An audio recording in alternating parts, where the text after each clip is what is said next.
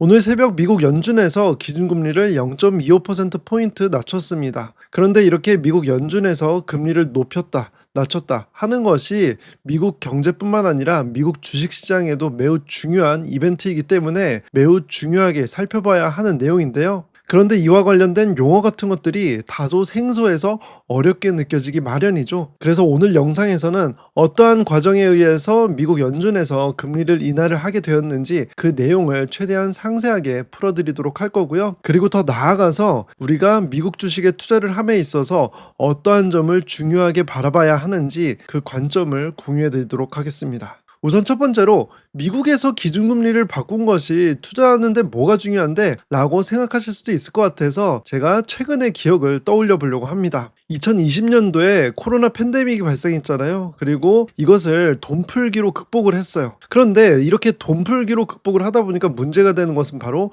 물가였습니다. 그래서 이렇게 크게 뛰는 물가를 잡기 위해서 금리를 단기간에 크게 올리게 되었는데요. 이로 인해서 미국 주식시장은 크게 하락을 했어요. S&P 500 기준으로 2022년 한 해 동안에 20.27% 하락을 했고요. 그리고 나스닥 100 지수는 34.17%나 하락을 했습니다. 앞에서 제가 이 시점에 금리를 크게 올렸던 그 배경으로서 팬데믹으로 발생했던 돈풀기 때문이다 라고 말씀을 드렸잖아요. 그렇다면 오늘 발표된 금리 인하는 어떠한 배경에 의해서 나타난 걸까요? 사실 이번에 금리 인하는 지난달에 어느 정도 예견이 되기도 했습니다. 이 파월 의장이 한 달 전쯤에 금리를 낮출 수도 있다라고 이미 예견을 했기 때문이죠. 여기에 보시는 것처럼 정책 입장을 조정하게 되었다. 기존에는 높은 수준의 금리를 계속 유지하는 입장이었는데 이것을 바꿔서 금리 인하를 시사하는 이런 내용의 연설을 했던 거예요. 그래서 이미 투자자들 사이에서는 미국의 금리를 0.25%포인트 낮춰서 기존의 4.5%에서 4.25%가 될 거라고 예상하는 의견이 98% 수준으로 나타나기도 했어요. 그런데 여기 사진 이거 보이시나요?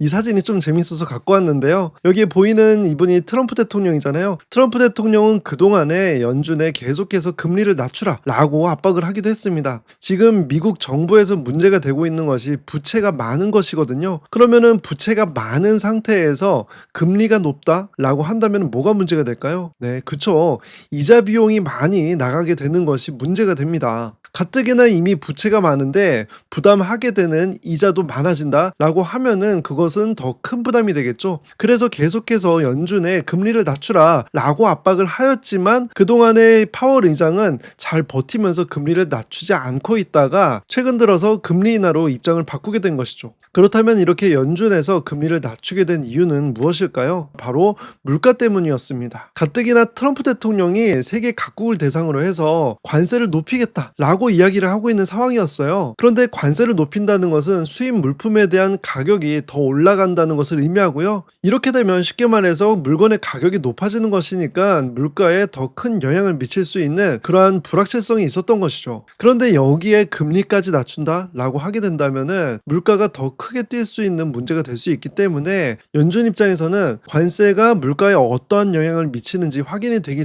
전까지는 금리를 낮추기가 어려운 그러한 상황이었던 것이죠. 하지만 차츰차츰 이렇게 관세율이 높아짐에도 불구하고 미국의 CPI 그러니까 소비자 물가 지수는 전년 대비 2.9% 상승을 하면서 예상치에 부합하는 그 결과를 나타내고 있고요. 그리고 여기에 오른쪽에 보시는 이 자료는 주거를 제외한 핵심 소비자 물가 상승률을 나타낸 표인데요. 주거는 관세와 연관이 없기 때문에 주거를 제외한 핵심 소비자 물가 상승률을 살펴본 거예요. 그런데 올해 들어서 물가 상승률이 이렇게 크게 뛰는 모습을 보이기도 했지만 이것이 8월 들어서 사그러드는 그런 모양새를 나타내고 있죠. 그리고 실제로 트럼프 1기 때를 떠올려 보면 관세 부과를 하고 약 100일 동안은 물가 상승을 일으키는데 주요한 원인이 되기도 했지만 그 이후로는 영향도가 차츰 사라졌다라고 하는 자료도 있어요. 어찌됐건 지금 현 상황에서는 물가가 예상보다 관세의 영향을 많이 받지 않는 그러한 상황인데요. 그런데 지금 더 큰 문제가 되고 있는 것은 바로 고용 충격입니다.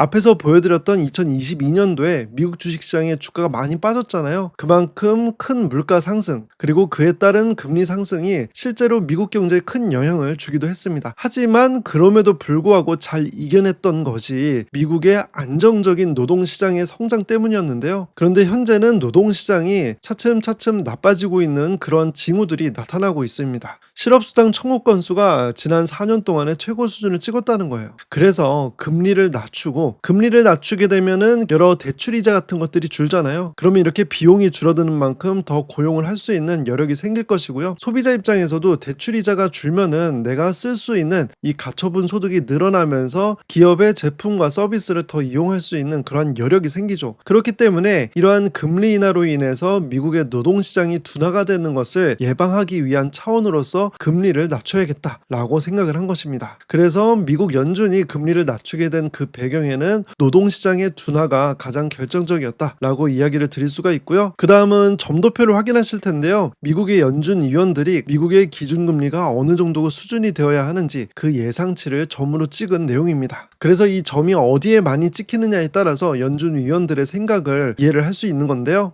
올해 초까지만 하더라도 가장 점이 많이 찍힌 위치가 3.75%에서 4% 이 사이였습니다. 그래서 미국의 기준금리가 4.5% 수준이었기 때문에 두 차례 금리 인하 0.25%포인트씩 두 번의 금리 인하를 할 것이다 라는 예상이 가장 주류였고요. 그런데 6월 들어서 이 의견이 크게 두 개로 갈리게 됩니다. 4.25%에서 4.5% 그리고 3.75%에서 4% 이 두 개의 점으로 크게 갈리게 되는 건데요. 4.5% 수준의 기준금리를 유지를 해야 한다 라는 의견과 두 차례의 금리 인하를 유지를 해야 한다 라는 의견으로 크게 갈리는 거예요. 이건 4월 달부터 트럼프 대통령이 본격적으로 관세 협상을 벌이기 시작했는데 이 관세가 미국 내 물가에 미치는 영향을 종잡을 수가 없기 때문에 이렇게 저마다의 의견이 크게 갈린 것입니다. 그런데 이러한 현상은 이번 달에도 이어졌는데요. 이번에 공개된 9월 점도표를 보더라도 지금 기준금리가 0.25%포인트 낮춰서 4.25%가 되었잖아요. 이 4.25% 수준을 유지를 해야 한다는 의견과 두 차례 금리 인하를 더 해야 한다. 이 두 의견으로 크게 갈라지고 있는 것입니다. 그래서 일단 신문에서는 더 많은 의견이 두 차례 금리 인하이기 때문에 이것을 예상하는 의견이 주류인데요. 하지만 여기 보기에도 점의 개수가 크게 차이가 나질 않잖아요. 그래서 좀 더 정확하게는 기준금리 인하의 가능성을 더 높게 점치고 있지만 의견이 여전히 분분한 상황이다 라고 보는 것이 맞겠습니다. 하지만 사실만 놓고 보면은 기준금리가 유지가 되던 것이 이번에 낮아졌다. 이게 포인트이고요. 금리가 인하가 되었을 때 그때부터 주식시장은 어떻게 흘러갔는지 이것을 확인한다면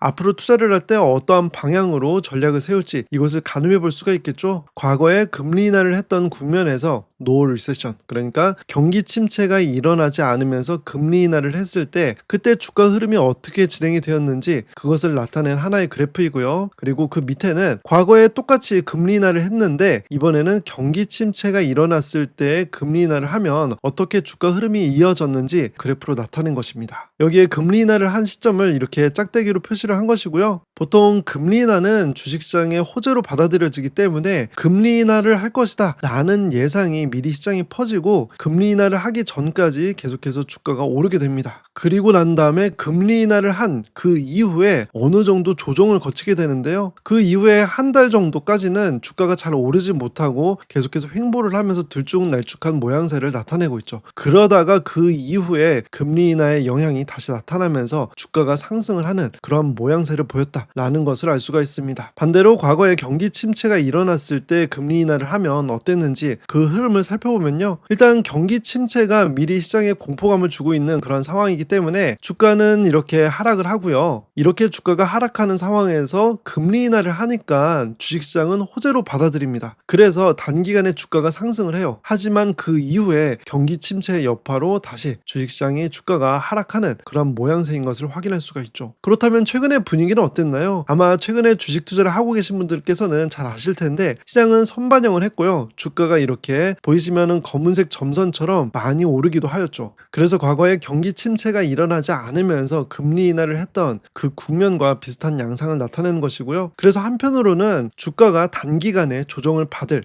그 가능성에 대해서도 대비를 해야 합니다. 그런데 이러한 가능성을 대비를 하면서 좀 중요하게 봐야 하는 지표가 있는데요. 지금 오른쪽에 보시는 이 자료는 미국 주식시장의 신용융자 잔고예요. 비투라고 하죠. 사람들이 돈을 빌려서 주식 투자를 한 그 잔고를 나타낸 것인데요. 최근에 미국의 주식시장의 흐름이 좋았기 때문에 이렇게 비투를 하는 그 금액도 상당히 많이 쌓인 그 상태라는 것을 확인할 수가 있습니다. 그런데 만약에 이러한 상황에서 주식시장이 조정이 된다면 어떤 일이 일어날까요? 비투를 하는 사람들은 어떻죠? 항상 불안하죠. 네, 그래서 주가가 조정을 받으면은 팔아야겠다라는 움직임이 더 빠르고 크게 나타날 수가 있습니다. 과거보다 이렇게 비투를 하는 사람들이 금액의 비중이 훨씬 커졌다는 것은 주식시장에 조정이 왔을 때 더 크게 반응을 할 수 있다, 변동성이 커질 수 있다는 점, 이 점을 감안을 하고 투자를 하셔야 될 거예요.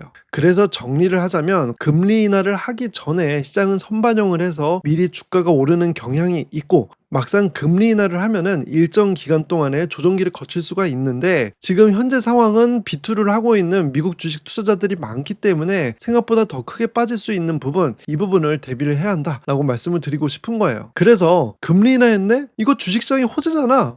그리고 주가도 오르네? 라고 하면서 무리하게 진입하는 것은 지금 현 시점에서는 조금 경계해야 한다라고 말씀을 드리는 거고요. 그리고 또 한 가지 중요하게 참고하시면 좋을 자료를 준비를 했는데요. 일단 작년과 올해 주가 흐름에 있어서 가장 큰 차이점을 여러분들께 보여드리려고 해요. 지금 여기에 점이 찍힌 그래프는 매그니피센트 7이라고 하죠. 이 M7 기업에 집중 투자하는 ETF의 주가 성과이고요. 그 밑에 분홍색 선은 우리가 일반적으로 알고 있는 나스닥100 지수를 추종하는 QQQM입니다. 2024년 1년 동안의 성과가 매그니피센트 7의 기업이 훨씬 뛰어났던 것을 확인할 수가 있죠. 실제로 주가 움직임을 보더라도 오름폭도 훨씬 크고, 떨어질 때는 뭐 나스닥100이랑 비슷한 수준으로 떨어지면서 감소하는 위험은 상대적으로 적은데 훨씬 큰 성과를 낼 수 있었던 그런 측면에서 이러한 빅테크 기업에 집중 투자를 하는 것이 더 합리적인 결과를 얻을 수가 있었어요. 하지만 올해는 그 양상이 약간 바뀌었는데요. 똑같이 이 매그니피센트 7에 투자하는 이 ETF의 주가 흐름을 점선으로 나타냈고요. 나스닥100 지수는 분홍색으로 나타냈어요. 주가가 오를 때에도 매그니피센트 7 기업들이 주가가 더 많이 오르지 못하는 그런 상황을 확인할 수가 있고, 보시면 점선으로 표시가 된 이 그래프의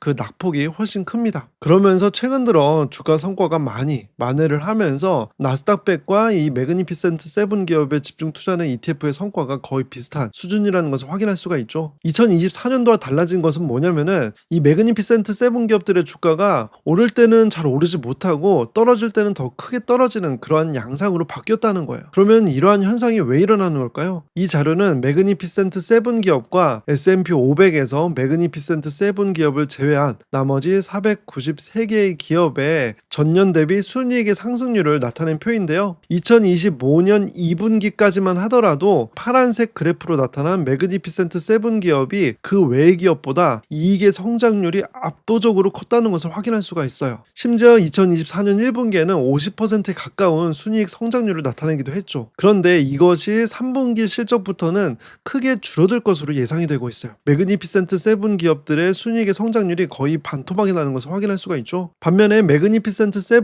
외의 기업들에 있어서는 순이익의 증가율이 차츰차츰 높아지면서 2026년에는 거의 매그니피센트 7 기업과 비슷한 순이익의 성장률을 나타낼 것으로 예상이 되고 있습니다. 그동안 매그니피센트 7 기업에 투자를 하는 이유는 다른 기업들보다 훨씬 높은 성장률을 나타냈기 때문, 이게 가장 중요한 포인트였는데, 이러한 순이익의 상승률이 차츰차츰 둔화되기 시작하는 그 조짐이 보일 거라는 거죠. 반면에 그 외의 기업들은 순이익이 더 크게 성장을 할 수 있다라는 것을 보여주는 자료이죠. 앞에서 일단 경기 침체가 일어나지 않는 상황에서 기준금리를 낮춘다라는 것은 기본적으로 주식시장의 호재이다, 과거 패턴을 통해서 확인을 했잖아요. 그러면 계속해서 주식을 잘 보유하거나 매수를 해야 하는데, 만약에 나의 투자 포트폴리오가 지금까지 매그니피센트 7 기업들이 주가가 많이 올랐다는 것을 보고선 이들에 대한 비중이 과도하게 크다라고 하게 된다면은, 이 이후의 시점에서는 우리가 최근에 겪었던 것처럼 변동성은 큰데 주가 성과는 예상보다 그렇게 크지 크지 못한 그러한 결과를 얻을 수 있다는 것, 이 부분을 감안을 해서 투자를 하셔야 될 거예요.